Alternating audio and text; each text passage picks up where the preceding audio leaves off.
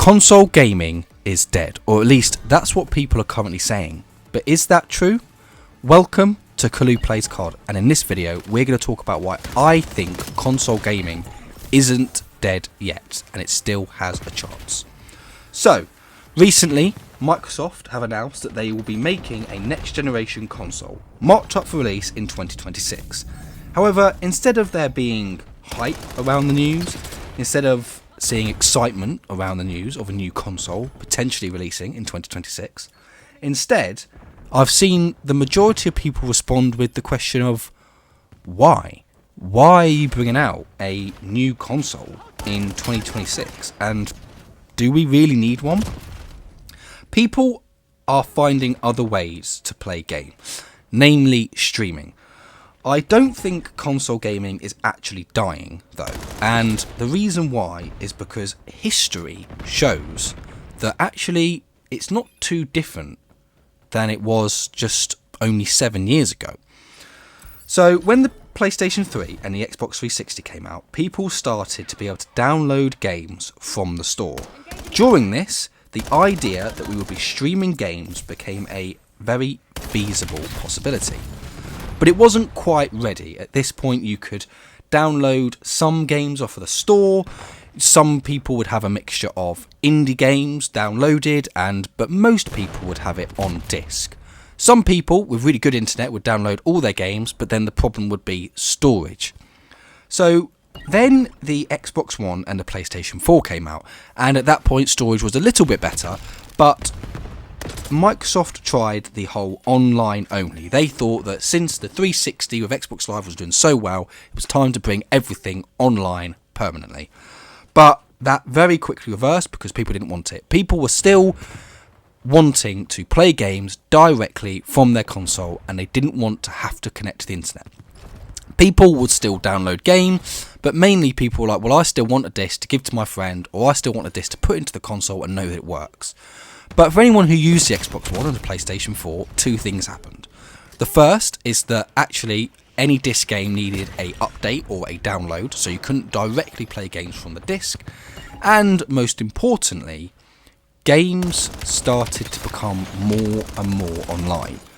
Near to the end of the generation, it was quite normal to download your games, and discs really weren't a thing anymore. So let's talk about sales. So the Xbox One and the PlayStation 4, how did they sell?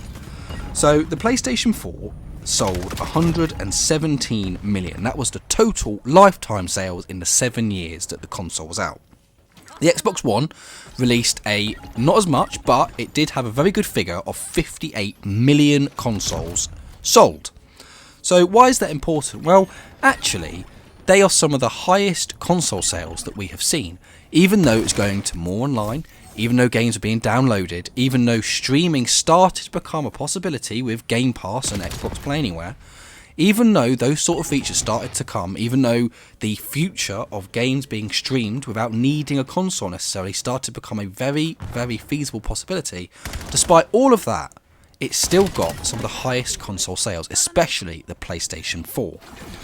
So, has anything really changed? Well, people are saying that with the Xbox Series X and the PlayStation 5, that has changed. And the reason why is because now there is more of a push towards streaming games and subscription-based services for games. People said that this would be the last console generation. When they announced it, even though the consoles were shown as really, really powerful, the Xbox Series X is a really powerful console. It can compete with PC gaming, and so can the PlayStation 5, even though it's slightly less powerful. People still said this is going to be the last generation. And you've got to remember, the Xbox One and the PlayStation 4, they were very underpowered when they came out. They were very underpowered. They struggled to play some games. Even Ghosts and Battlefield 4, when they came out, people weren't really enjoying them as much because they weren't playing to... I mean, you've got to remember, it was like sub HD, 1080p and 720p. These were graphics that you could do on the Xbox 360 and the PlayStation 4. It was only later in the cycle that they really started to dig down into tech and start to do games at good graphics. And it wasn't even good enough because they brought out the Xbox One X and the PlayStation 4 Pro. But let's get back to the Xbox Series X and the PlayStation 5. So people said it would be the last generation. And during this generation, we've seen two things. One, we have seen Xbox Cloud Gaming, with the idea that you can play Xbox anywhere. And the second is Sony also started their own streaming service. So what does that mean? So I think the reality is that even though people are streaming games, I don't think the internet yet quite has the power and the infrastructure to start streaming games directly. Yes, we've seen it on things like iPads and phones that we can stream games, but to get the optimal experience that everyone wants, you would use your console. No one is streaming games at home. They are streaming games when they're out and about. They're playing Call of Duty and they're playing things like, let's say, FIFA, or they're playing Nintendo games, or they're playing Halo, and they're going, well, I'm playing at home, so now, since I've got a bit of time, let's see if I can play it on the train or during my commute, and streaming it. But they're not streaming it straight from their console or their TV at home. They're still using primarily their consoles. So, because of this, there is the idea that consoles are no longer the ideal way to play. Here's the thing though, I think that actually the sales of the current generation show that actually console gaming isn't dying. So the Xbox Series X sold 30 million units. The Xbox Series X is on 30 million, okay? The PlayStation 5 is on 80 million. Now you may look at those figures and you might go, well, that's still significantly less. I mean, we're talking about a 30 million gap between last year. The last generation consoles, the Xbox One and the PlayStation 4, sold 30 million more. However, I don't think that is because console gaming is dying.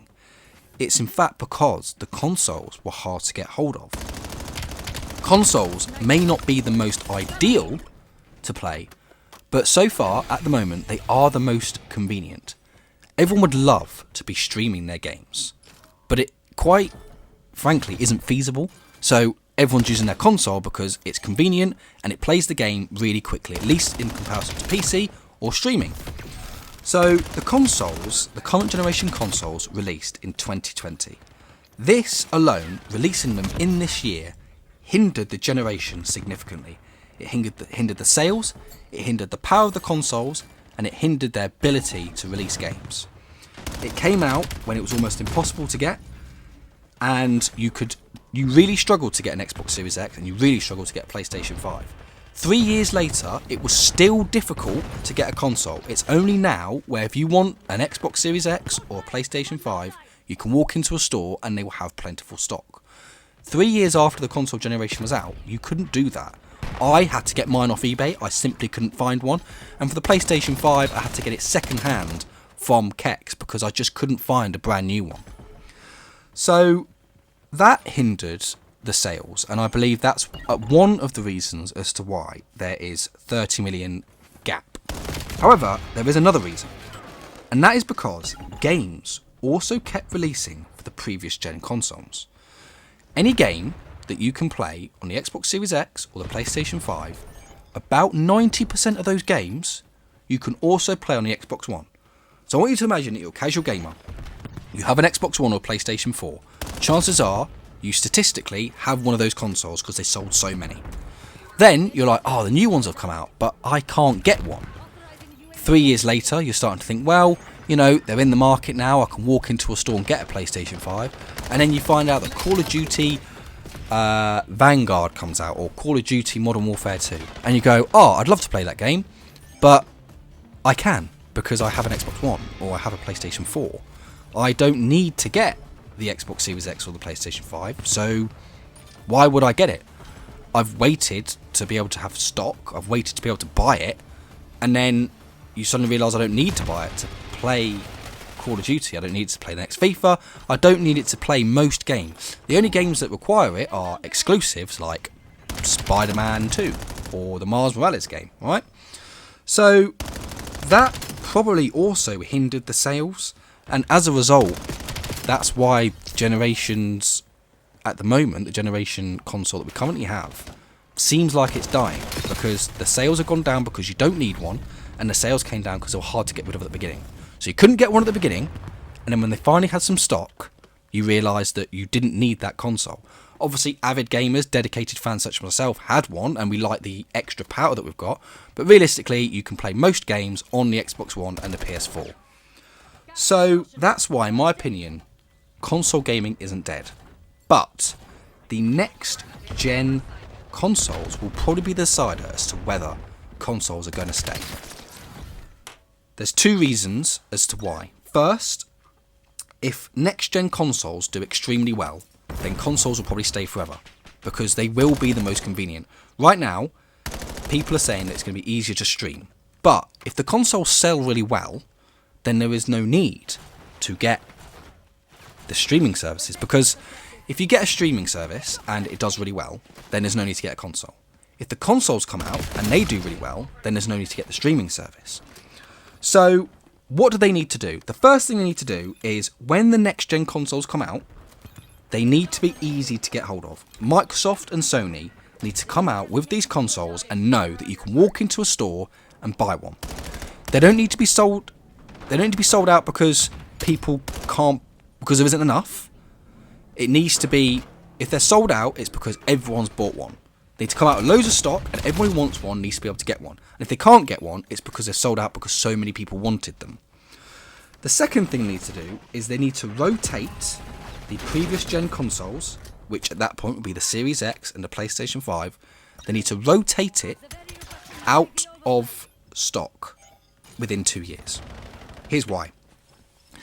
I talked about how there was no need to get an Xbox Series X or PlayStation 5. And the reason why is because the new games that come out, they play on there, right? They play on the Xbox One, they play on the PlayStation 4, so why get one? This generation, the next generation, it needs to do that differently. It needs to come out, people need to be able to buy the consoles, they need to be able to see the amazing performance that they do, and then they need to be like, wow, I have to have this console because the next Call of Duty that comes out, it's not going to be on the Series X, it's going to be on the new console. That way, people will keep the consoles they bought if they got it straight away, and then people that want to play the next Call of Duty, they want to play the next FIFA, they want to play the next amazing game that comes out, they need the next gen consoles, and it force people to buy it. That, with long plentiful stock, it means, right, well, I need a console and I can buy a console, and therefore I'll have it. And that way they won't need to rely on streaming, and if streaming doesn't go very well, then they have to rely on the consoles. And the third thing, and this is very important, so let's say that there's easy, plentiful stock. It's easy to get hold of the next gen consoles. Then let's say they rotate the Xbox Series X and the PlayStation 5 out of stock. So they rotate all the games to the new generation. You have to have the new generation. Even if they do that, there is still one distinguishing factor, and that is they need to make the games and the services more consumer friendly. Game Pass has gone up. It's $30, or in the UK, it's £24. PSN is going up. The consoles are going up. Right now, it's not feasible to get a new console. Why do it? You can play on the old ones, and the new ones are too expensive, and the streaming service is too expensive. Playing online is expensive. It's too expensive. All these things that are coming out your account just to play games. So what they need to do, if they want Game Pass to do well, they want the next Xbox to do well, all they have to do is, if you buy the next Xbox, whatever they call it, if you buy it, you get a permanent discount for Game Pass. That way, everyone who wants to play on the consoles, they have access to Game Pass, it's cheaper. And if you don't want a console and you just want to stream it, then you'll pay the full amount.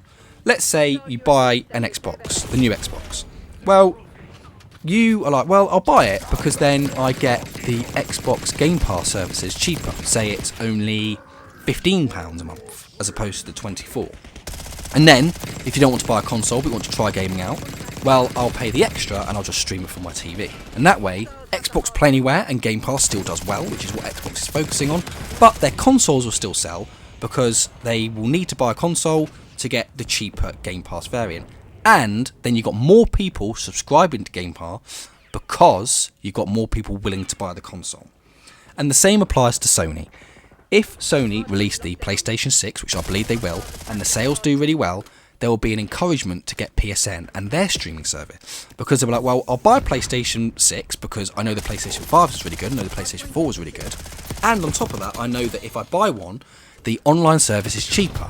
And then if they don't want to buy one, if we're going to try and reach people that want to play games but don't want to buy a console, then they will pay the extra, but it's worthwhile paying the extra, it's worthwhile paying more because they're not spending loads on a console. That way, console sales go up, subscription services go up, and more people end up playing games. But that is why I believe console gaming isn't yet dead.